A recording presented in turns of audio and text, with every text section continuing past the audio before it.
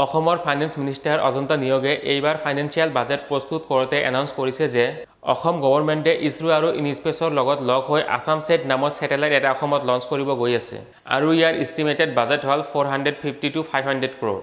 যদি অসম চৰকাৰে ছেটেলাইটটো লঞ্চ কৰিব পাৰে তেনেতে অসম ভাৰতৰ ভিতৰত এনেকুৱা এটা ৰাজ্য হ'ব যাৰ অনলি নিজা ছেটেলাইট আছে। আহকচোন আজি আমি জানো এই ছেটেলাইটটো লঞ্চ হ'লে আমাৰ কি উপকাৰ হ'ব।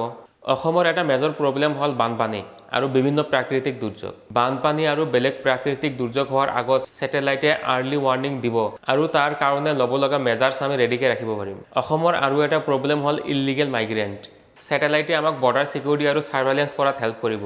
অসমৰ লগত যিবিলাক বিদেশী দেশ আছে যেনে বাংলাদেশ, ভূটান, এই দেশৰ বৰ্ডাৰবিলাকত কোনোবা ইলিগেল ফৰেনাৰে অসমত সোমাব চেষ্টা কৰিছে নেকি এইবিলাক আমি চাব পাৰিম। বৰ্ডাৰত কিবা ইলিগেল এক্টিভিটি হৈছে নেকি এইবিলাক সব আমি চাব পাৰিম।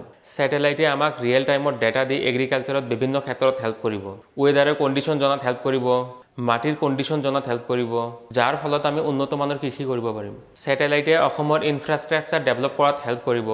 কত ৰাস্তা বনাব লাগিব, কত ব্ৰিজ বনাব লাগিব, কত ফ্লাইঅভাৰ বনাব লাগিব, কত চিটি বনাব লাগিব, এইবিলাক একুৰেট মেপিং সব পাই যাব। ছেটেলাইটৰ দ্বাৰা অসমৰ বন্যপ্ৰাণী ৰক্ষা কৰাত সহায় হ'ব।